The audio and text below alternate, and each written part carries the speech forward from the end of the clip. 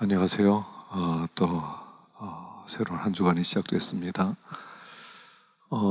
보니까 강의가 계속 온라인으로 좀 길어질 것 같네요. 4월 13일 날 우리 개강이라고 되어 있는데 또 확실한지는 모르겠어요. 참 답답합니다. 처음에 계획했던 것과 다르게 지금 진행되기 때문에 과제도 조금 바꿔야 될 것 같아요. 지금 매 시간마다 강의를 먼저 제가 하고 그 다음에 한 주일 동안 여러분들이 그 부분을 요약하고 그렇게 해서 토요일까지 입력해 주시고 뭐 이런 식으로 흘러가게 될 것 같습니다. 원래 계획은 여러분들이 한 챕터를 여러분들이 요약해서 여러분들이 프리젠테이션 하는 거였는데 지금 상황이 그러지 못하게 되었고요. 여러분들이 각 과를 쭉 읽으시고 또 간단하게 요약을 해서 올려주는 것이 첫 번째 과제가 될 것 같고요. 그 다음에 책 두 권을 제가 이렇게 요약을 서평을 좀 이렇게 나누려고 그랬었는데 두 권도 좀 한 권으로 좀 바꿔야 될 것 같아요. 그래서 우리가 함께 모여서 서로 쉐어링 나눔하는 그런 시간도 좀 아무래도 좀 늦춰되지 않나. 그래서 만약 우리가 이제 얼굴을 보고 대면 강의를 하게 되면 그때 여러분들이 좀 책 서평한 것을 서로 나누면서 이렇게 은혜도 나누고 도전을 좀 받을 수 있으면 좋겠다 싶습니다. 그래서 아직 책 한 권은 하나님을 향한 목마름 한 권으로 정할 거고요. 우리 전도사님 중에 한 분이 책이 이렇게 쉽게 구입을 못했다 그렇게 얘기를 해서 여러분들이 서평하는 그 시간은 제가 조금 더 드리도록 하겠습니다. 뭐 5월 정도로 할 테니까 좀 여유 있게 읽으셔도 될 것 같습니다. 그리고 시작할 때 이제 5분 메시지를 하고 그랬는데 뭐 5분 메시지를 따로 또 이렇게 하기가 좀 상황이 여의치 않아요. 그래서 5분 메시지도 우리가 온라인 하는 동안은 당분간 하지 않도록 그렇게 하겠습니다. 이번에 이제 여러분들 이렇게 톡으로 또 메시지로 여러분들 이렇게 보니까 참 좋은 분들이 또 많이 이렇게 들어오신 것 같아서 마음이 참 흐뭇하고요. 또 얼굴을 참 보고 강의했으면 좋겠다 하는 생각이 참 듭니다. 그러나 상황이 이러니까 어쩔 수 없이 이런 강의로 온라인으로 조금 하다가요. 하나님이 허락하실 때 함께 또 얼굴을 보고 강의를 하도록 하겠습니다. 자, 오늘은 이제 설교학이죠. 그래서 실천신학개론의 우리 첫째 시간에는 예배하게 돼서 설교하게 돼서 그래서 오늘 목회에 필요한 전반적인 분야들을 우리가 잠깐 깊이 있게는 아니지만 그 서론격으로 함께 우리가 공부하는 시간입니다. 그런데 이 서론격의 공부가 굉장히 중요합니다. 뭐냐면 이제까지 이제 여러분들이 신학교 들어올 때 나름대로 여러분들이 교회도 다니고 목사님의 설교도 듣고 또 이렇게 신앙생활 하다 오셨기 때문에 나름대로 다 신학을 가지고 들어와요. 교회는 이런 거다. 어렴풋이 예배는 이런 거다. 설교는 이런 거다. 뭐 나름대로 자기 나름대로 뭔가 개념을 가지고 들어오는데 어떤 때는 그 개념을 가지고 온 것이 굉장히 위험해요. 왜냐하면 어떤 때는 지금 잘못된 생각들이 많이 퍼져 있고 목사님들도 현장 속에 있다 보니까 그 원본에서 우리가 배운 데서 조금 이렇게 흘러 떠내려간 부분들이 많이 있거든요. 그래서 여러분들은 그런 부분을 또 이렇게 보고 생각한 부분들도 있고 또 나름대로 이건 이러는 게 아니냐, 저건 저래야 되는 거 아니냐라고 하는 자기 나름대로의 신학도 가지고 들어와요. 그러다 보니까 제가 이렇게 강의를 좀 오래 하면서 무엇을 느끼냐면 강의를 할 필요가 있는가, 그런 막 회의를 느낄 때가 참 많습니다. 뭐 이렇게 하면 뭐하냐, 본교회 목사님을 따라가고 목사님을 그대로 배울 텐데 그 교회 예배 스타일을 그대로 답습할 텐데 여기서 이렇게 공부를 가르친다는들 무슨 소용이 있겠느냐 하는 그런 회의도 많이 가진 적이 있었어요. 근데 이것은 어쨌든 간에 여러분들이 여기서 기본을 배우고 또 현장으로 들어갔을 때 계속적으로 질문을 가지셔야 돼요. 그리고 계속적으로 마음을 새롭게 마치 뱀이 허물 벗듯이 계속 뭔가 새로워져야 되겠다. 여러분들 그렇게 생각하지 않으면 그러면 우리는 예전의 생각들을 그대로 답습할 수밖에 없는, 뭔가 변화시킬 수 없는, 여러분들이 현장 속에 들어갔을 때 새로운 어떤 그런 교회와 새로운 예배와 새로운 설교와 그래서 원본에 가까운 이제까지 우리의 신앙의 선조들이 지키려고 했던 그 가치를 우리가 지키는 것이 여러분들에게 기대하는 거거든요. 그러니까 물론 이전에 우리 기존의 목사님 다 틀렸다는 얘기는 아니죠. 중요한 역할들을 하고 있습니다만 여러분들이 더 정확하게 깨닫고 정확하게 여러분들이 현장 속에서 하나님의 교회를 이끌어가게 될 때 교회들이 새로워지고 하나님이 더 우리들과 함께 역사하시고 동행하시는 것을 확신하게 될 것이다 하는 그런 내용이죠. 자, 설교란 무엇인가에 대해서 한번 생각을 해보겠습니다. 설교는 사실 목회에 있어서 80% 이상 차지하는 부분이라고 해도 과언이 아니죠. 우리들의 사역은 결국 설교 사역이나 마찬가지예요. 설교로 꽃피워야 돼요. 모든 우리들이 배운 모든 공부들이, 살아왔던 삶의 모든 경험들이, 과거의 실패들이, 그리고 성공들이, 또 우리들이 가지고 있는 소망들이, 모든 것들이 합쳐져서 설교로 꽃피워줘야 돼요. 설교는 아무리 강조하더라도 그 중요성을 우리가 말할 수 없을 만큼 너무너무 중요한 것이죠. 그런데 이제 이 설교 부분이 이제 많은 문제가 있다는 것입니다. 그래서 이 설교가 우리가 좀 새로워져야 되고요. 그럼 설교가 뭐냐? 제가 한 3가지로 이렇게 생각을 해봤습니다. 첫째는 하나님의 말씀을 선포하는 거죠. 말씀을 선포한다는 건 뭐냐면 스가랴 5장에 보면 스가랴서에 아주 굉장히 여러 가지 환상들이 나오고 거기에 굉장히 중요한 메시지가 있는데 그 중에 한 환상이 뭐냐면 내가 다시 눈을 든즉 날아가는 두루마리가 보이더라. 그가 내게 묻되 내가 무엇을 보느냐 하기로 내가 대답하되 날아가는 두루마리를 보나이다. 그 장이 20규빗이요 광이 10규빗이다. 자, 날아다니는 그런 두루마리를 보았다는 겁니다. 근데 이 두루마리가 온 지면에 두루 행하는 저주라. 무릇 도적질하는 자는 이 편 글대로 끊쳐지고 무릇 맹세하는 자는 저편 글대로 끊쳐리리라. 그 말씀이 뭐냐면 여기 장이 20규빗, 광이 10규빗이니까 길이가 1규빗이 되게 약 팔꿈치까지 45cm 내지 50cm니까 한 10m가 되고요. 광이 5m가 됩니다. 폭이 5m. 굉장히 트는 양탄자만한 두루마리죠. 거기에 하나님의 말씀이 새겨져 있었다는 것입니다. 그리고 하나님의 말씀이 새겨져 있었는데 그 새겨진 그 말씀이 날아다니고 있다는 거예요. 날아다니고 있어요. 날아다니고 있으면서 그리고 어떤 집으로 들어가더라는 겁니다. 그 말씀이 들어가서 그 가정을 어떤 저주받을 가정에는 저주를 내리고 어떤 가정에는 복을 내리는 그런 메시지라는 거죠. 이 크기는 열왕기상 6장 3절에 보면 성소 앞 낭실의 장이 전의 광과 같이 20규빗이고 또 그 광이 10규빗이다 이렇게 나옵니다. 그러니까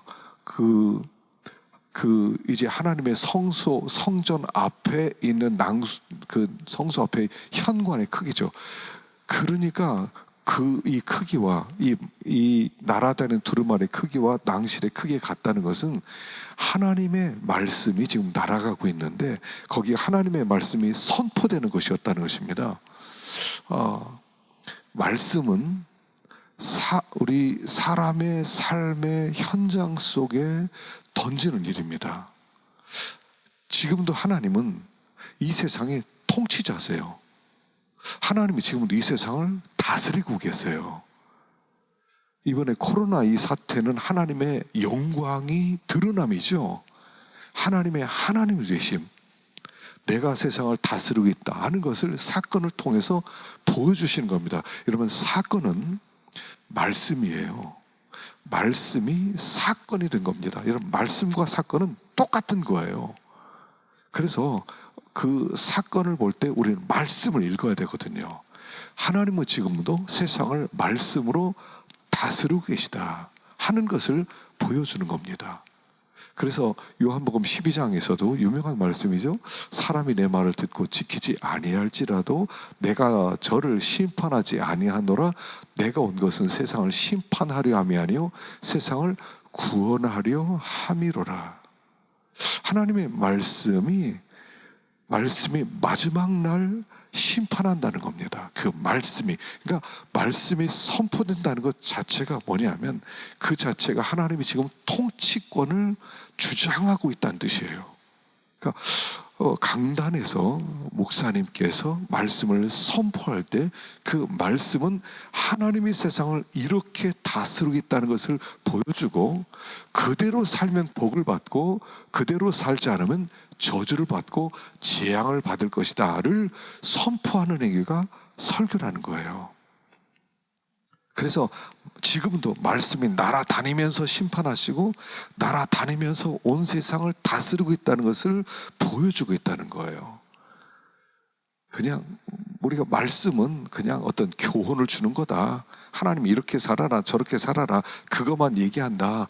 뭐 못 살면 할 수 없고 이런 게 아니라 이대로 살면 축복이고 이대로 살지 못하면 재앙을 받는다는 하나님의 통치권을 우리들에게 가르쳐 주는 것이 말씀이라는 거예요. 설교라는 거예요. 지금도 하나님은 말씀으로 세상을 다스립니다. 그러니까 이 말씀을 듣는 사람들이 하나님의 백성이고 말씀을 듣지 않는 사람들은 하나님의 백성이 아니고, 그 말씀이 선포될 때 복과 저주가 나뉘어지는 거예요. 여호수아가 이스라엘 백성들을 이끌고 가나안 땅에 들어왔을 때 제일 처음 했던 게 뭡니까? 세겜 땅에 서서 좌편과 우편 에벨산과 그리심산에 반반씩 세우고 하나님의 말씀을 선포하죠. 이 말씀대로 순종하면 그리심산 축복이고, 이 말씀대로 순종하지 않으면 에벨산 저주고. 그래서 하나님의 설교자는 축복과 저주를 선포하는 행위예요. 그래서 우리는 하나님의 말씀을 그대로, 이 말씀에 의해서 복을 받기도 하고 이 말씀에 의해서 재앙을 받기도 하기 때문에 정확하게 하나님의 말씀을 선포해야 된다 하는 것입니다. 그래서 그 말씀으로 설교를 들을 때 사람들은 거기서 그 복의 길을 발견하게 되는 것이다 하는 것이죠. 두 번째는 영적인 양식이에요. 밥 먹이는 시간이에요. 밥 먹이는 시간. 신명기 8장 3절에 보면 너를 낮추시며 너로 줄이게 하시며 또 너도 알지 못하며 내 열조도 알지 못하던 만나를 내게 먹이신 것은 사람이 떡으로만 사는 것이 아니요 여호와의 입에서 나오는 모든 말씀으로 사는 줄을 너로 알게 하려 하심이니라. 하나님께서 사람은 떡으로 사는 게 아니라는 거예요. 말씀으로 산다는 거예요. 말씀은 밥이에요, 밥. 이 말씀은 우리를 힘있게 만들고 우리로 하여금 활동하게 만들고 우리로 하여금 하나님을 기쁘시게 해드리는 행동을 하게 만드는 힘이다 하는 것입니다. 그럼 창세기 2장에 보면 여호와 하나님이 그 사람에게 명하여 가라사대 동산 각종 나무의 실과는 내가 임의로 먹되 선악을 알게 하는 나무의 실과는 먹지 마라. 내가 먹는 날에는 정령 죽으리라 그랬어요. 자, 에덴은 어떤 곳이냐면 말씀 먹고 사는 곳이에요. 에덴 동산에서 뭐 동산 모든 실과는 너희 먹어도 좋다. 그러니까 동산에서 맛있는 거 먹고 살자. 과일도 먹고 뭐 거기서 뭐 뿔뿔이도 캐 먹고 거기서 살자. 이 아담과 하와는 에덴에서 과일 먹고 산 게 아니에요.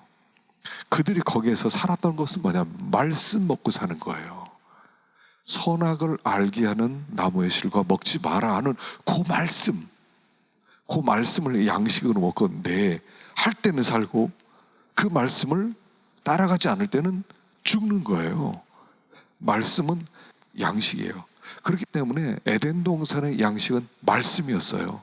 그들이 그 말씀을 먹는 동안 선악과 먹지 마라 하고 그 말씀을 계속 순종하면서 먹는 동안 그들은 그 에덴 동산에서 풍성함 속에 살고 그 말씀을 먹지 않고 뱉어버리는 순간 그들은 거기서 쫓겨난다는 거죠. 결국 그들을 살렸다는 것은 먹는 육신의 양식이 아니라 영혼의 양식이었다 하는 뜻이에요. 그러니까 우리가 이 말씀이 영적 양식으로 우리가 하나님의 자녀들에게 말씀 먹이는 게 얼마나 중요한지 그 책임감을 알아야 돼요. 너무너무 중요한 겁니다. 하나님 앞에 섰을 때 말씀 잘못 전해서 내 잘못 전한 말씀 때문에 어떤 사람은 지옥에 떨어졌어요. 그 책임은 누가 지는 거예요? 내가 말씀 잘못 전해서 그 사람이 목사님 이렇게 전했지 않습니까? 그래서 제가 그 말씀대로 하다가 지옥 갔습니다. 그 책임을 누가 지는 거예요? 네가 져라? 아니에요.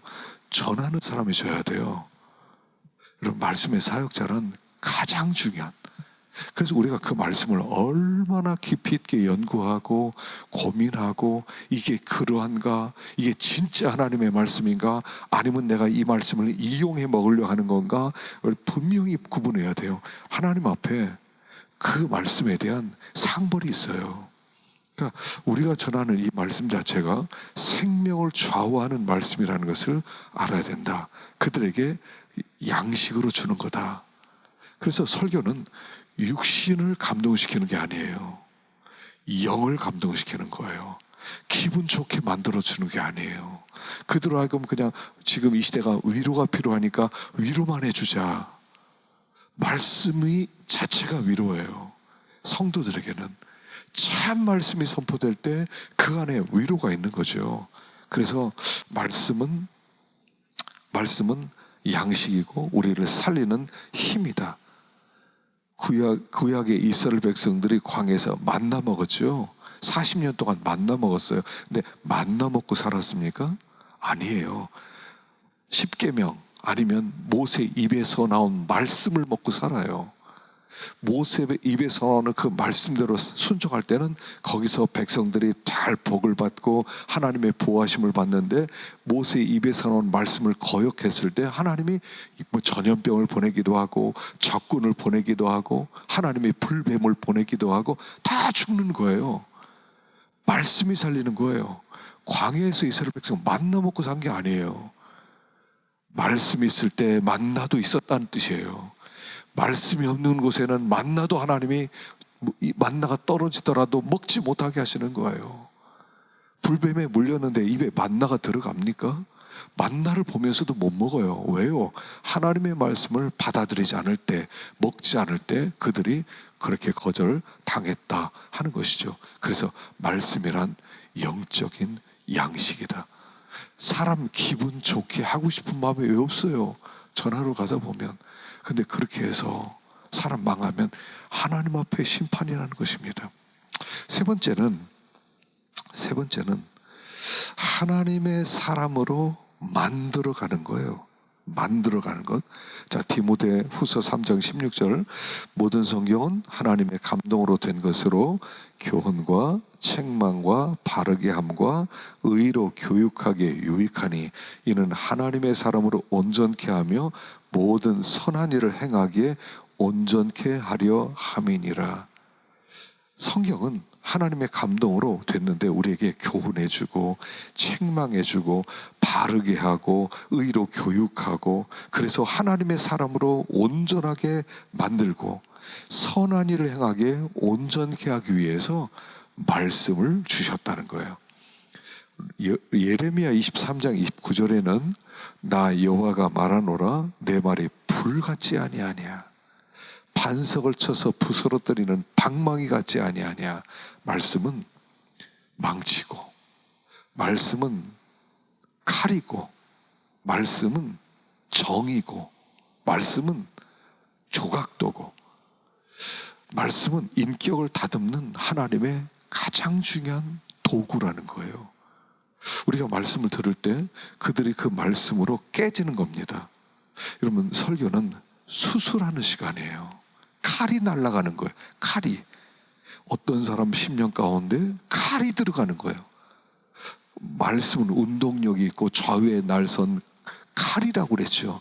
더 칼보다 예리하다고 그랬죠. 관절과 골수를 찔러 쪼갠다고 그랬죠. 그게 수술한다는 거예요. 우리가 말씀이 능력 있게만 선포되면, 하나님의 말씀을 하나님의 말씀답게만 선포하면 듣는 사람들이 수술받는 거예요. 여러분, 수술은 아픈 겁니다. 수술은 편안한 게 아닙니다. 아픈 거예요. 수술을 아프게 하는 거예요. 그들이 그래서 마음 가운데 우리 속에 붙어 있었던 탐욕들, 죄악들, 이런 나쁜 습관들, 생각들, 이런 것들을 도려내는 거예요. 그래서 말씀을 들을 때 아픈 겁니다. 말씀을 들을 때 그 아픈 걸 우리는 은혜 받았다고 하는 거예요. 설교를 하잖아요. 어떤 사람이 찾아와서 그럽니다. 기분 나쁘게, 목사님 나를 지금 공격했죠, 나를 공격했죠 라고 얘기를 해요. 제가 그렇게 공격한 적이 없었는데, 여러분, 말씀을 선포하다 보면 그렇게 공격을 받을 수 있을 것입니다. 왜냐하면 그게 아프거든요. 아프기 때문에 그냥 둘 수 없어요. 스데반이 유대인들에게 설교했을 때 유대인들이 어떻게 했습니까? 죽이려고 그랬어요. 돌을 들었어요. 이를 부득부득 갈았대요. 나중에 돌을 던져 죽이는 거예요. 여러분, 그게 설교예요. 그 설교는 기분 나쁘게 함으로 은혜 받게 만드는 거예요. 그래서 내가 잘못된 게 있다, 내가 고칠 게 있다, 내가 뭔가 틀렸다, 이걸 발견하기 위해서 아플 때 회개할 게 있다, 그러면 그게 은혜 받은 거예요. 은혜 받은 것은 참 기분이 좋았다, 내 마음과 내 말 똑같다, 이런 게 아니라 아프게 만드는 거예요. 잘못한 걸 지적하는 거예요. 그 사람들은 설교 듣는 게 사실 힘든 거예요. 설교 듣는 것은요, 쉬운 것이 아닙니다. 설교는 굉장히 힘들어요. 그럼에도 불구하고 그 일을 통해서 하나님의 사람으로 만들어지는 거예요. 하나님의 사람으로 만들어지는 거예요. 그를 온전히 점점 더 말씀의 사람으로 건축시켜 나가는 것이죠. 온전하게 만들어가는 행위. 사람이 바뀌어질 때 나오는 게 선한 역사예요. 사람은 바뀌지 않았는데 좋은 일을 많이 해라? 그건 나에게서 나온 게 아니죠. 흉내내는 것에 불과하죠.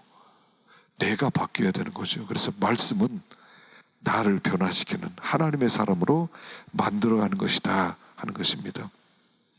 자, 두 번째는, 그렇다면 설교자가 얼마나 중요하냐는 것입니다. 진짜로 중요한 것은 설교자예요. 자, 설교자는 제일 먼저 말씀의 울림통이에요.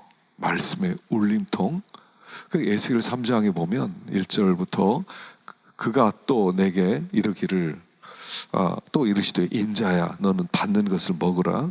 너는 이 두루마리를 먹고 가서 이스라엘 족속에게 고하라시기로 내가 입을 벌리니 그가 그 두루마리를 내게 먹이시며 내게 이르시되 인자야, 내가 내게 주는 이 두루마리로 내 배에 넣으며 내 창자에 채우라 하시기로 내가 먹으니 그것이 내 입에서 달걀과 꿀 같더라. 자, 여러분, 악기는 울림통이 중요하죠. 스트라디바리우스는 왜 그렇게 비싸요? 왜냐하면 울림통이 다르다는 거예요.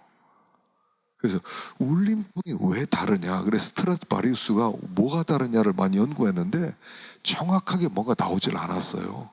그런데 아마 그 스트라디바리우스를 만들었을 때 그 시기가 이 지구의 소빙하기였다는 거죠. 여름에 눈이 내리고 얼음이 얼고 춥고 겨울 같은 때가 있었거든요. 그 소빙하기 때, 그때 나무들이 자랐는데 그 나무들이 여름처럼 이렇게 자란 게 아니라 아주 밀도가 아주 나이테가 아주 좁게 생길 만큼 아주 탄탄하고 탄력 있었던 그런 때 만들어진 악기였을 것이다.